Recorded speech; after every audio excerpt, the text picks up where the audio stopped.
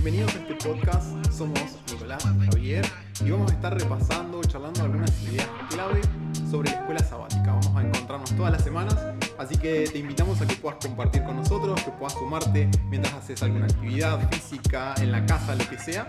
Queremos invitarte a que puedas relacionarte e interactuar con nosotros a través de estas ideas que tenemos. Bienvenidos esta semana a nuestro podcast sobre la escuela sabática. Esta semana vamos a charlar sobre Israel en Egipto. La semana pasada nos quedamos un poquito en todos los acontecimientos que pasaron, que eran un montón, que era una historia extremadamente emocional, sorprendente, digna de película. Y llegamos hasta el punto en donde José envía con la validación o la aprobación del faraón todos estos carruajes para buscar a toda la familia y que se puedan establecer en Egipto. Ahora arrancamos esta semana con los preparativos, podríamos decir, con Jacob preparándose para partir. Me imagino la movilización familiar, tipo todos desarmando sus tiendas, acomodando su equipaje de mano, lo que iban a cargar en los carruajes, el ganado que había que llevar, como bueno, toda esta situación. Y cómo Jacob se estaría preparando para ese momento. Recordemos que hacía 20 años que no veía a su hijo. Y la verdad, me imagino la ansiedad que debería sentir por ese momento también. Sí, la verdad que a mí me llamó mucho la atención este comienzo, esta preparación que es descrita no solo en la escuela sabática, sino en el capítulo de Patriarcas y Profetas. Recordemos que esta es nuestra última lección de la escuela sabática, así que va a ser muy interesante repasar estos últimos temas acerca de todos estos encuentros que vienen sucediendo, y no solamente los anteriores, sino este encuentro del pueblo de Israel, de Jacob con su hijo José. Y bueno, tiene algunos detalles que son súper interesantes. Uno de ellos que me llama mucho la atención es la situación en que ellos pasaban. ¿Quién los había mandado a ellos a la tierra en donde estaban? Dios. Canaán. Se supone que era la tierra prometida. Y yo me preguntaba, pero ¿por qué ahora Dios ahora los trae, los mueve de la tierra que Él les ha prometido que iba a estar siempre bien? Ahora los saca y los lleva a Egipto. Sí, antes de esa parte me llama la atención un poco, si bien sabemos que Dios estaba detrás de todas las cosas que estaban sucediendo, y que el puesto que José tenía en Egipto fue de bendición también, así como fue de bendición para Egipto, fue de bendición para Israel. Sí, hay algo que me llama la atención, y es la preocupación de Jacob al partir de esa tierra que Dios le había prometido.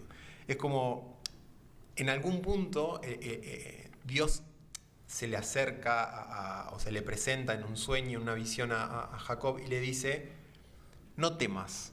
Y eso me dispara de vuelta esta pregunta, ¿por qué Dios se acerca y le dice no temas? Es como, porque evidentemente Jacob estaba teniendo dudas, estaba teniendo incertidumbre. Yo no sé la verdad, ciencia cierta, pero me imagino un poco ¿qué le generaría a Jacob todo esto? O sea, Dios nos trajo hasta acá y ahora nos tenemos que ir. ¿Será que Dios quiere que nos vayamos de acá? Claro, además, o sea, en la Biblia aparece este texto que habla sobre que José se convence al ver todos los regalos que habían traído a Benjamín de nuevo, se convence que José está allá, evidentemente, que su hermano no está mintiendo.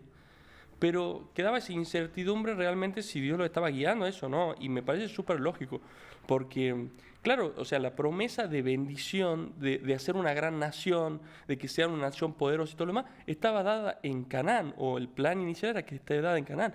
Pero el Patriarca y Profeta menciona de que ellos no iban a poder ni prosperar ni multiplicarse en ese momento en la tierra de Canaán, que venían como creciendo muy de a poquito la familia. Al parecer no estaban teniendo los resultados que parecía tener en la profecía, y Dios los saca de ahí a un lugar en donde Él quiere que se multipliquen, que sean poderosos, que crezcan y todo lo demás. Claro, que prosperen, que puedan desarrollar toda esta nación que Dios les había prometido a sus antepasados.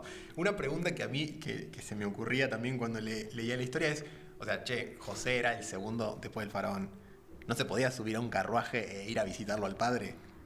Claro. No, porque evidentemente el plan no era que José lo vaya a ver al padre o que se quede con el padre, sino que Dios estaba dirigiendo las cosas para que todos pudieran justamente establecerse en esa tierra para prosperar, para crecer, para multiplicarse y para desarrollarse como nación. Claro, algunos de las cosas que me parecieron muy interesantes es que dice que, por ejemplo, en Canaán había tierras que eran, no tierras, reinos que eran súper poderosos y que el pueblo de Israel no estaba preparado todavía para enfrentar.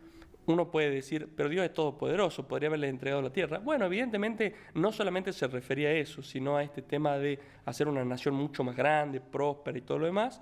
Y uno puede decir, ok, Dios lo saca a Jacob, a Israel y toda su familia de Canaán a la tierra de Gosén o a la tierra de Egipto para que sean bendecidos.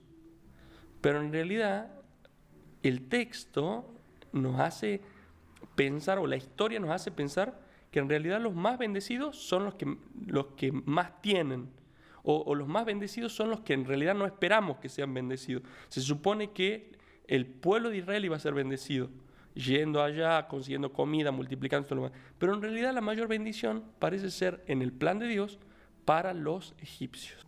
A pesar de que nosotros vemos en la historia de que Dios los lleva al pueblo de Israel para Egipto, parece ser que es como, bueno, los lleva para que aprendan otra forma de comercio, para que trabajen de otra manera y todo. No, dicen Patriarca y Profeta que el propósito de Dios era que ellos se mantengan separados de Egipto para no, obviamente, caer en idolatría y en ninguna de esas otras cosas. Ellos eran pastores.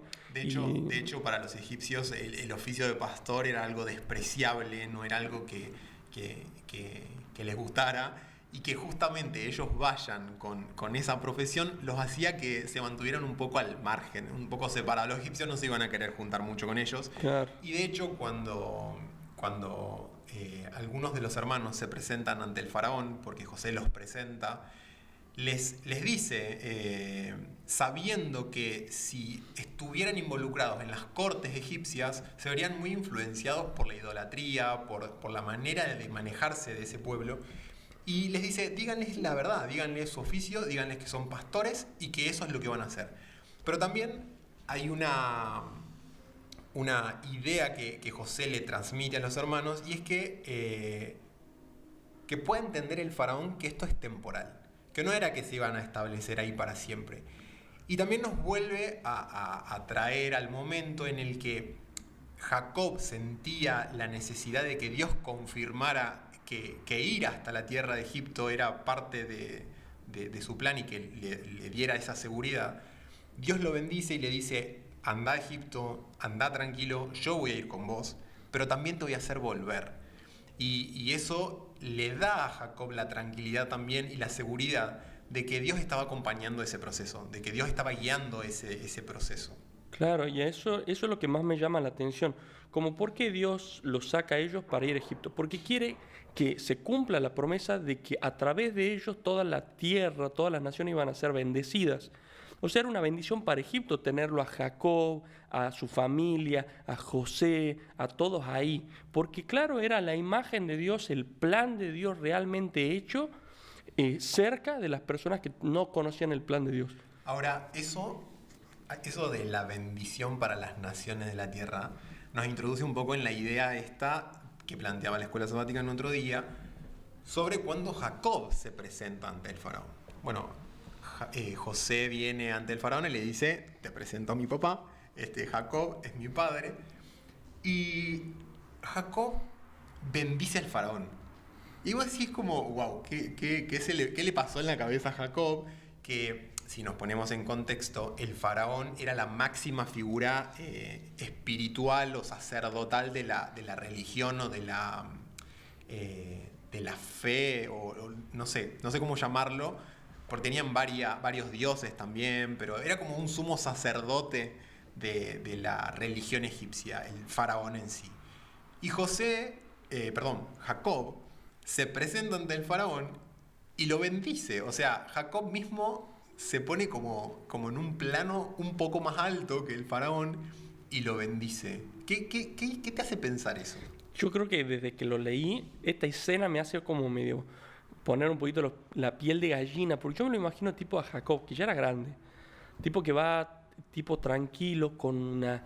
Porque dice, Patrick el profeta nos comenta un poquito de que José, a pesar de no ser una persona que estaba acostumbrada a las altas alcurnias y todo lo demás, era una persona que había estado con su creador, en contacto con su creador a través de la naturaleza. Entonces yo me imagino a Jacob tipo abriendo la puerta de un salón gigante lleno de personas, lleno de oro, todo increíble, todo un espectáculo, y Jacob simplemente yendo con humildad y tranquilo, como si fuera un viejito tranquilo que va caminando pasito a pasito hacia el faraón, se presenta, yo soy Jacob, hablando tranquilo y demás, y diciéndole al faraón, yo soy hijo del Dios Todopoderoso y quiero bendecirte. Y eso me pone a mí, me hizo pensar mucho en esta idea de que nosotros pensamos acá de que el que más tiene, que es el pueblo de Egipto y el faraón, va a bendecir al que menos tiene. Pero Dios nos hace como cambiar la perspectiva. Claro, porque tenemos en la cabeza metida la idea de que el que más tiene, que la bendición es material. Claro. Y acá... O que la más importante, digamos, la material. Y acá es como Jacob no tiene, en teoría, entre comillas, nada que ofrecerle al faraón que el faraón no tenga. Pero sí tiene algo mucho más trascendente. Exactamente. Y eso es lo importante también en nuestra concepción como cristianos. Yo no sé si creo que en mi experiencia, en mi vida de cristianos, creo que pocas veces me he sentido de que yo estoy acá para bendecir a alguien. Creo que hasta el día de hoy sigo trabajando esa idea y creo que en esta escuela sabática me llamó mucho más la atención. Pero uno tiende a pensar de que otras personas, por la situación en la que están, por su conocimiento, por su nivel académico, por su nivel social, por las posesiones, por todo eso, realmente son las que nos bendicen. Pero en realidad, ¿pensamos realmente que somos hijos del Rey del universo todopoderoso y que nosotros tenemos, gracias a conocerlo, la mayor bendición que existe? ¿Y nos relacionamos con la gente teniendo esa idea en la cabeza? Claro. Creo que muchas veces nos olvidamos. Y creo que se nos presentan oportunidades a diario para poder compartir estas cosas. Y había un versículo en la semana que estaba en 1 de Pedro 2.9, que lo voy a leer porque está muy relacionado con esto. Y dice... Creo que es el primer versículo que vamos a leer en toda la serie de podcasts. Pero no se asusten, todo está obviamente... hemos comentado capítulos enteros, pero no los hemos leído textuales. Dice, ustedes son linaje escogido, real sacerdocio, nación santa, pueblo que pertenece a Dios, para que proclamen las obras maravillosas de aquel que los llamó de las tinieblas a su luz admirable. Y vos sabés, yo lo entendía a veces, o también había una pregunta interesante ahí que conversábamos antes, no lo vamos a traer tanto a colación porque bueno... Pero uno piensa a veces como en esto de si realmente yo entiendo, a mí me pasa mucho, Javier sabe que yo cuando me gusta algo, algún tipo de comida o alimento, y me gusta realmente, necesito que la otra persona lo pruebe.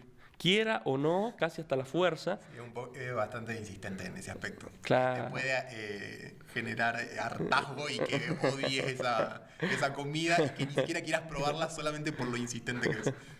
Pero lo interesante de todo esto es que yo confío de que algo tan bueno que yo creo que le va a hacer bien a la otra persona y me transformo en un publicista de eso o un promotor de ese producto. Obviamente sabemos que el mayor de todas nuestras joyas es el conocimiento de Dios. Pero ahora me hace pensar, tipo, en realidad yo creo que tiene tanta importancia para mi vida Dios, la religión como el plan de Dios para mi vida, que lo transmito a los otros de esa manera. Sí. Y mira, yo hoy en día pienso que tal vez la mayor parte de mi vida no. Claro, es como soy ese promotor de estas buenas noticias que recibí en mi vida, y a veces creo que es un poco también como introspección, como para pensarlo un poco cada uno, nos ayuda o nos lleva a pensar de qué manera estamos viviendo este conocimiento de Dios, si nos estamos relacionando con Él. Y si sentimos y si tenemos esas ganas de que el otro pruebe esto tan bueno que nosotros hemos probado. Claro. ¿Será que esta semana, como desafío capaz, lo podemos incorporar como esta semana voy a contarle a alguien algo bueno de lo que Dios hace en mi vida? Claro. Y Dios no me está pidiendo que le dé los 20 y pico de estudios bíblicos, ni que le cuente la teología detrás de los 10 mandamientos, no, Dios quiere que yo le cuente al que está al lado mío el amor de Él y lo que Él hace en mi vida. Claro, claro. Y que yo me pueda sentir contento haciendo eso con otra persona, eso creo que es, creo que Dios se debe decir como... Bien, al fin, bien, claro. Lo entendió. Claro, yo creo que es como mucho más sencillo de lo que nosotros creemos y a veces, tal vez, creo que si esto nosotros pudiéramos entenderlo y vivirlo, porque, o sea, lo digo como experiencia propia, al yo no entenderlo me generaba mucha frustración. Hoy en día siento que a través de esta historia, claro, Dios quiere que yo esté tan convencido como Jacob de que su compañía, su relacionamiento con Él y el plan de Dios para mi vida es el mejor plan que existe y vale la pena que otros lo prueben. También avanzando un poco en la historia quizás, y después de la muerte de Jacob, un poco también viene esta idea a través de la manera de actuar de José y los hermanos. Es como los hermanos piensan, bueno, ahora se murió nuestro padre y José se va a vengar, posta. Es como quizá todo este tiempo se estuvo aguantando solamente por misericordia y amor a nuestro padre, pero ahora que ya no está, se va a relacionar con nosotros de la peor manera, nos va a ser esclavos, nos va a mandar, por eso nos trajo acá. ¿Qué vamos a hacer? Y me sorprende y me encanta también esa manera de José o sea, muchachos, o sea, yo tengo todo esto en mi corazón. Quiero que ustedes también puedan vivir bien, que puedan vivir felices, que puedan estar tranquilos acá. Y se angustiaba un poco José de que los hermanos pensaran que él podía llegar a tener esa actitud vengativa o algo parecido.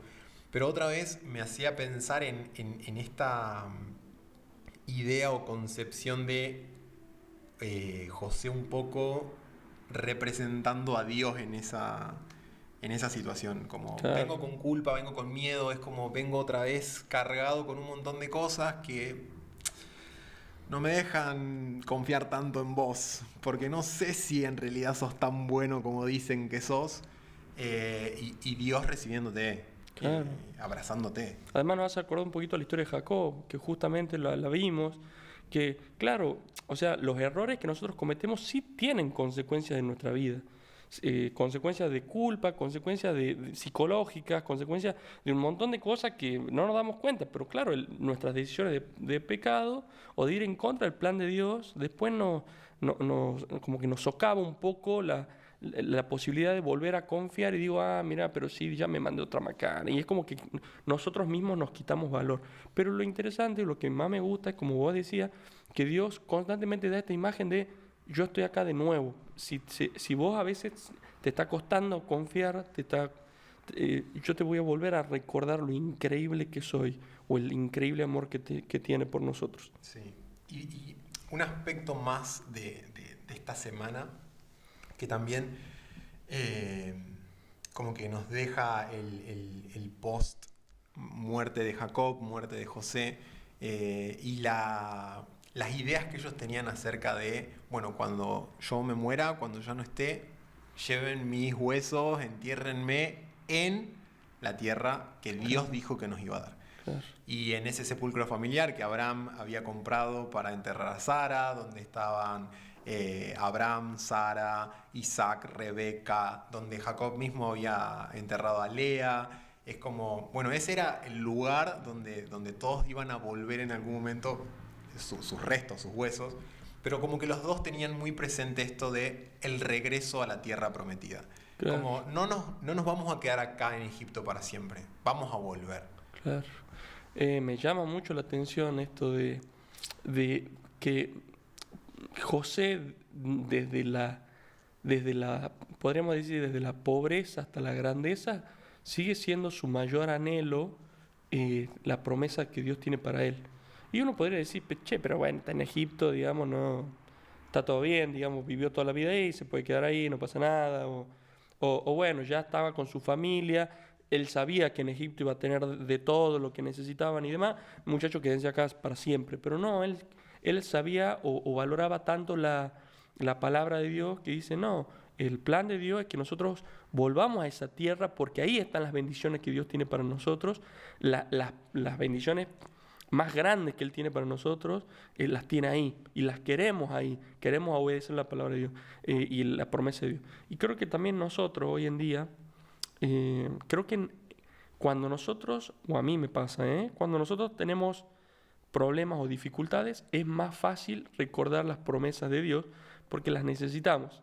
Pero tal vez en situaciones de abundancia o de bienestar, y a veces me cuesta un poquito, digamos, recordar la promesa de Dios o tenerla en cuenta, tenerla en mente. Tal vez me he desarrollado tanto o he buscado tanto el desarrollo de mi vida aquí que me empecé a olvidar de la promesa de Dios para después. Claro, como un poco esto de la bendición de Dios en la vida de las personas y la esperanza puesta en. Hace un rato charlábamos también esto de quizá cuando yo estoy en una situación difícil, dura, no sé, muerte de un familiar, mi esperanza está puesta o en la bendición que va a ser el después, el reencuentro con esa persona. Pero ahora, cuando nosotros estamos en la posición de José, Claro. en la que ¿qué necesita José? Claro. Nada necesita José. O sea, José tiene todo. No tiene que le falte. Pero la bendición o su esperanza está puesta en otro lado, está puesta en Dios realmente. Claro. Y es como renunciar a todo eso por la bendición de Dios. Claro. Es como, wow, me hace pensar en cuántas cosas a veces quizá a mí me cuesta renunciar por recibir la bendición de Dios. Y que en realidad la bendición de Dios es mucho más grande de cualquier bendición circunstancial, temporal, material que yo pueda tener. Claro, vos sabés que yo cuando era más chico, me acuerdo que una vez en un sermón, alguien, no recuerdo quién era, pero dijo esta frase que parece rara, que dice, viví todos los días como si Jesús viniera. Y a mí la verdad que no me gustaba mucho porque yo no tenía muy buena conexión o nunca me había relacionado de manera sana con la segunda venida. Era más una cuestión de estrés, de miedo y todo lo demás. Pero tal vez en ese momento no entendía bien a lo que se refería esa persona, hoy tal vez un poco más. Y a través de esta historia puedo entender esta frase de una manera mucho más saludable. Claro, puedo vivir todos los días teniendo esta esperanza de que Jesús va a volver y que ahí está mi mayor fuente de bendición. Y que todos los aspectos de mi vida van a responder a esa idea principal de yo ser parte del reino de los cielos.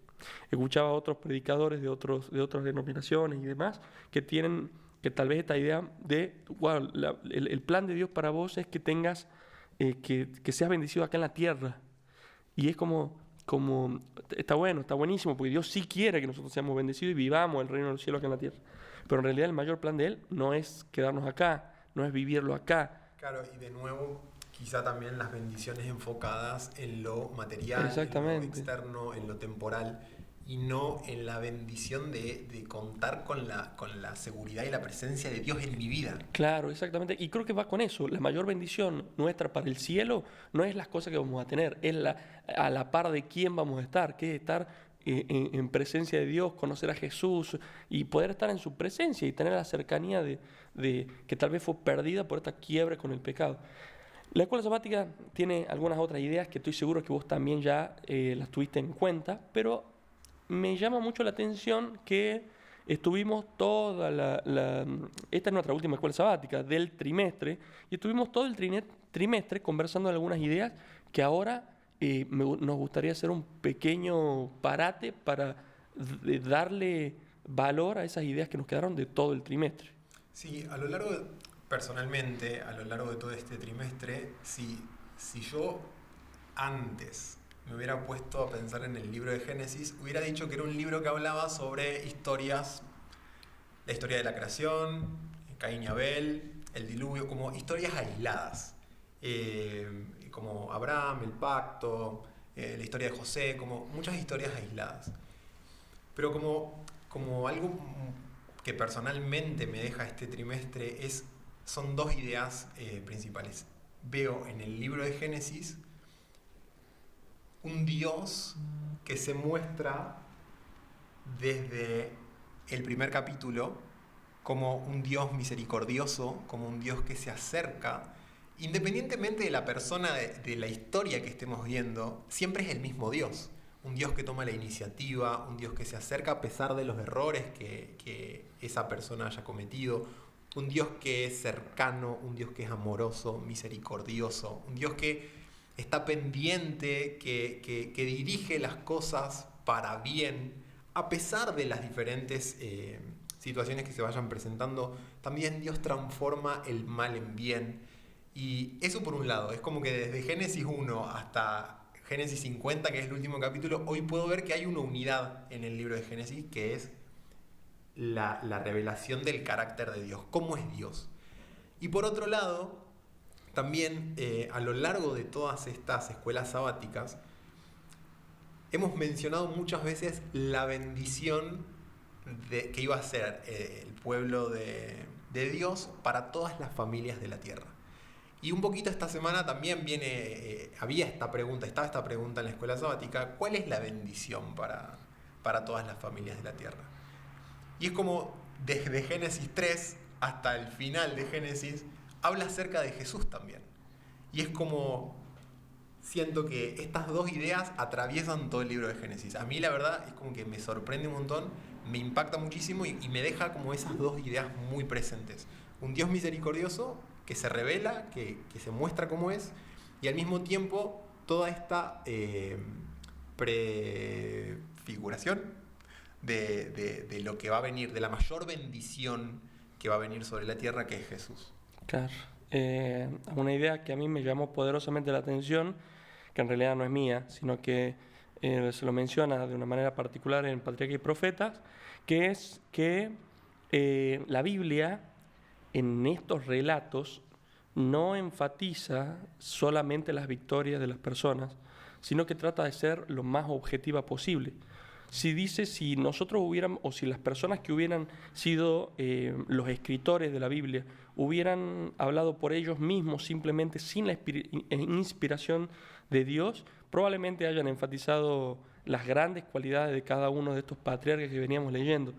Pero deja la Biblia que nosotros veamos la humanidad de cada uno de ellos, los errores que han cometido, sus momentos de debilidad, sus momentos de tristeza, de dolor, de complicaciones, para que nosotros nos identifiquemos con ellos, nos demos cuenta de que son personas al igual que nosotros, que vivieron circunstancias difíciles y circunstancias buenas o circunstancias provechosas, y que a pesar de toda esta humanidad, Dios siempre está al control de todas las cosas y cerca, digamos, de cada uno de ellos, y con cada uno actúa de una manera diferente, enseñándoles cosas y temas diversos.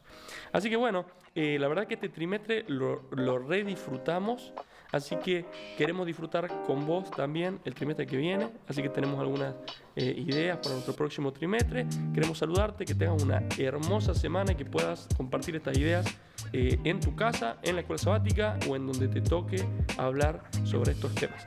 Que el Señor te bendiga y que tengas una hermosa semana.